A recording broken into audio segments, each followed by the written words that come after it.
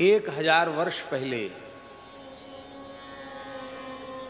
शेषावतार श्री भाष्यकार भगवान स्वामी श्री रामानुजाचार्य जी महाराज दक्षिण में भूतपुरी में प्रकट हुए।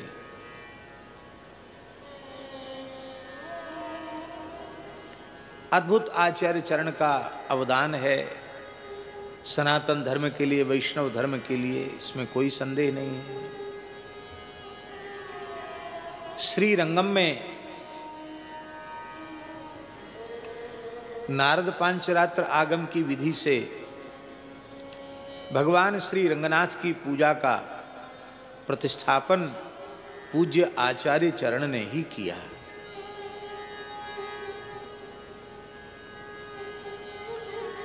तो श्री रामानुजाचार्य जी वहीं विराजते थे और शास्त्रीय विधि से भगवान के दिव्य देश में भगवान का कैसे अर्चन होना चाहिए वो स्वयं अर्चक बनकर मानो सिखाते थे सबको। तो भगवान स्वामी श्री रामानुजाचार्य जी महाराज जब महाराज जी कावेरी स्नान के लिए जाते तो मंदिर के जो रंगनाथ भगवान के प्रधान अर्चक पुजारी हैं उनके वृद्ध हो गए थे, उनके कंधे पर हाथ रखकर जाते कावेरी स्नान करने। और जब कावेरी में स्नान करके वहां संध्योपासन कर लेते, कटिपर्यंत जल में खड़े होके जप आदि कर लेते और नवीन वस्त्र धारण कर लेते, ऊर्ध्वपुंड धारण कर लेते, तब वहां से लौटकर जब आते तो धनुर्दास उसके कंधे पर हाथ रख करके आते थे। धनुर्दास जाति से ब्राह्मण नहीं थे, वे चतुर्थ वर्ण के थे, बड़े पहलवान थे, बड़े धनाढ्य भी थे और वे पहले बिल्कुल विमुख विषयी जीव थे, पर आचार्य चरण ने उन्हें भगवान का परम भक्त बना दिया था।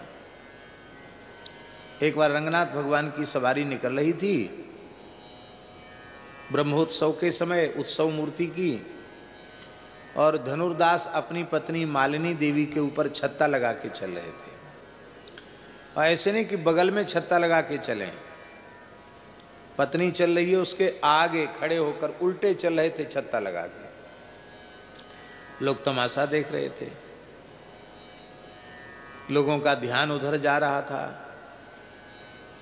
श्री रामानुज स्वामी का ध्यान भी उधर गया। तो उन्होंने पूछा कि ये कौन महानुभाव हैं, भगवान की सवारी निकल रही, भगवान की ओर एक बार देखा तक नहीं, हाथ भी नहीं जोड़े, और भगवान के सामने छत्ता लगा के चले, वो भी उल्टे, और किसी स्त्री के ऊपर छत्ता लगा के चले, ये महानुभाव कौन है? लोगों ने कहा महाराज इसी श्रीरंगम के रहने वाले हैं, इनका नाम धनुर्दास है, ये बड़े पहलवान हैं और ये अपनी पत्नी में बहुत अधिक आसक्त हैं। हाँ ठीक है, कोई बात नहीं। भगवान की यात्रा संपन्न हुई और आचार्य चरण ने धनुर्दास को अपने निकट बुलाया, पूछा क्या कारण है, इतनी आसक्ति पत्नी के देह में, इतनी आसक्ति क्यों? ये तो नाशवान है, मलमूत्र का भांड है, इसमें इतनी आसक्ति क्यों? धनुर्दास ने बड़े निश्चल भाव से कहा कि स्वामी जी, हमको इस धरती पर इससे अधिक सुंदर कोई स्वरूप ही नहीं दिखाई पड़ता है, इसलिए मैं बिना देखे रह नहीं पाता हूँ। बाजार में भी चलता हूँ तो साथ लेके चलता हूँ, और बगल में चलूँ तो ठीक से दर्शन नहीं होगा, इसलिए सामने से चलता हूँ, उल्टे पैर चलता हूँ। वो छत्ता इसलिए लगाता हूँ कि दक्षिण में धूप बहुत पड़ती है, कहीं सूर्य की प्रचंड किरणों से इसका रूप कुम्हला न जाए। स्वामी जी ने कहा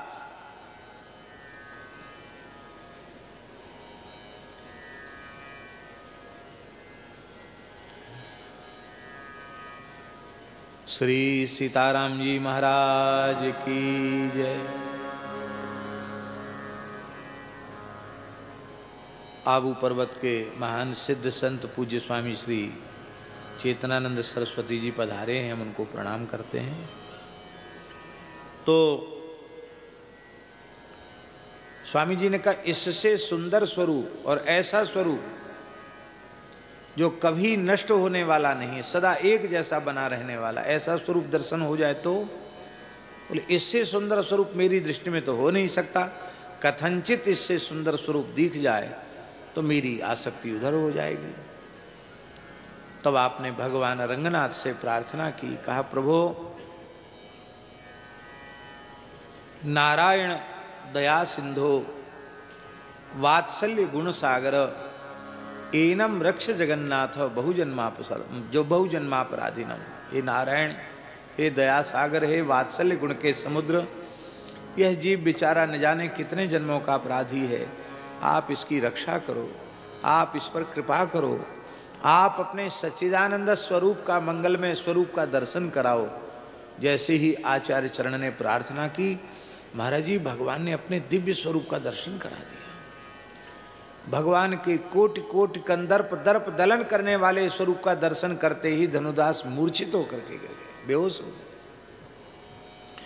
फिर तो ऐसे भक्त हो गए जिसका कोई ठिकाना नहीं, अनन्य भक्त,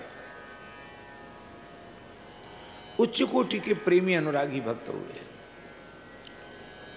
तो उन धनुर्दास के कंधे पर हाथ रखकर फिर श्री रंगनाथ मंदिर तक आते थे, अपने निवास तक आते थे।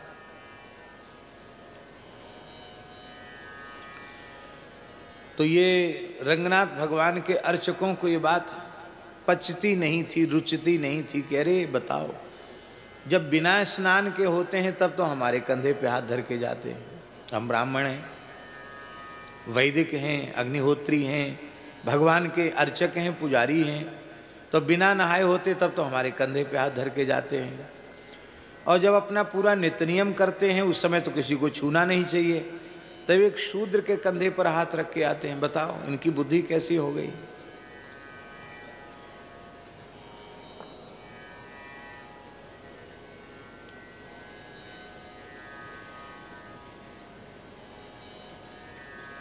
स्वामी जी ने कहा कि ठीक है, बात हमारी सुनने में आ गई कि तुम लोगों के मन में ऐसी भावना उठ रही है, तो इसका समाधान हम उचित समय पर करेंगे।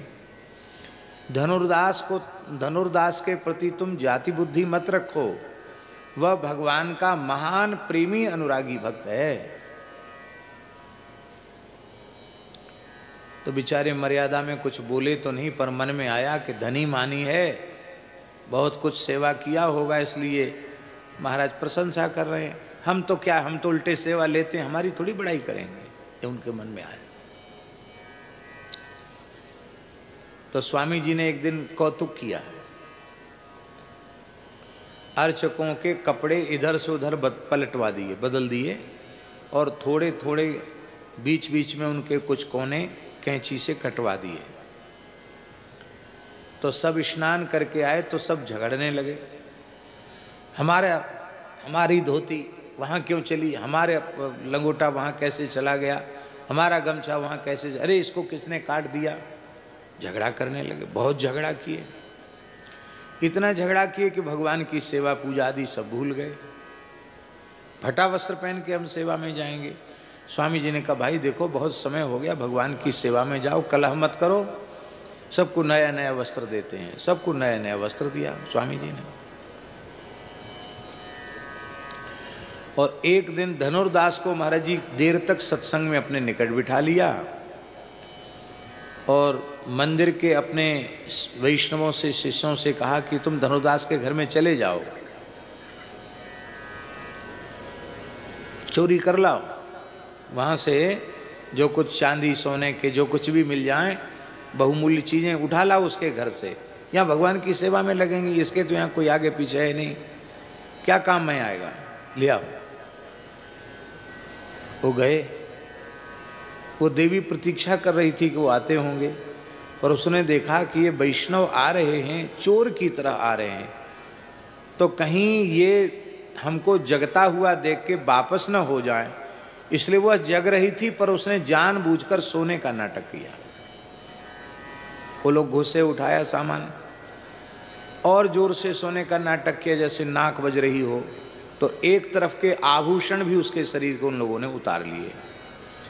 तो उसने सोचा कि दूसरी तरफ के आभूषण भी उतारें, इसलिए जैसे ही उसने करवट बदली सो उनको लगा कि ये तो जाग गई, अब चिल्लाएगी तो मार पड़ेगी हमको।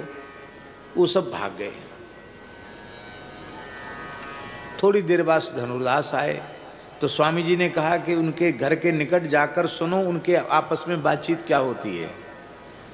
किसी के यहाँ ऐसा हो तो वो यही कहेगा कि बताओ, ब्राह्मण हो के, वैष्णव हो के, साधु संत हो के ऐसा निंदित काम करते हैं, क्या इनकी बुद्धि को हो गया है। पर वहाँ धनुर्दास कह रहा था कि देखो भगवान की कितनी कृपा हम जीवों के ऊपर है कि वस्तुतः हमारा अपना तो कुछ है ही नहीं, सब कुछ भगवान का है, भगवान की सेवा के लिए है। आज वैष्णवों ने बड़ी कृपा की जो यहाँ की वस्तु भगवान की सेवा में ले गए। उसने कहा स्वामी क्या कहें, मैं तो इस ओर के आभूषण भी देना चाहती थी, लेकिन मैं थोड़ी सी करवट बदली तो उनको जगने का भ्रम हो गया, तो वे तो सब छोड़ के वो तो कुछ ले गए, बाकी तो सब छूट गया यहाँ। तो वो डांट कर कह रहे थे कि तुमको नहीं करना चाहिए, सीधे लेटी रहती और अपने आप जो उतारते सो उतार ले जाते, तुमने करवट क्यों बदली। तो यदि तुम्हारी आभूषणों में ममता नहीं है, धन में ममता नहीं, तो सब दे दो, ठाकुर सेवा, गौ सेवा, संत सेवा के लिए सब दे दो। तो घर में जो कुछ बचा हुआ था सब कुछ उसने निकाल के दे दिया, सारे आभूषण दे दिए, सौभाग्य चिन्ह भी उतार के दे दिए, स्वर्ण नाम की वस्तु पास में नहीं रखी।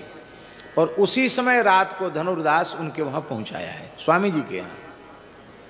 बोले महाराज ये बचा खुचा है, ये भी सेवा के लिए, इसको रख लो। स्वामी जी ने रख भी लिया और सवेरे उन ब्राह्मणों को बुला के कहा कि देखो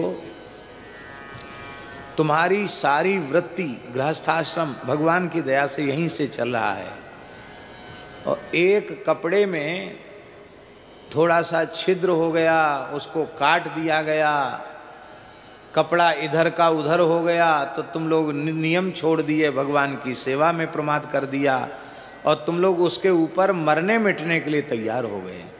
और एक वह है कि चोरी होने के बाद भी वैष्णव के प्रति उसके मन में अभाव नहीं है, बची कुची सारी संपत्ति भगवान के चरणों में उसने अर्पित कर दी।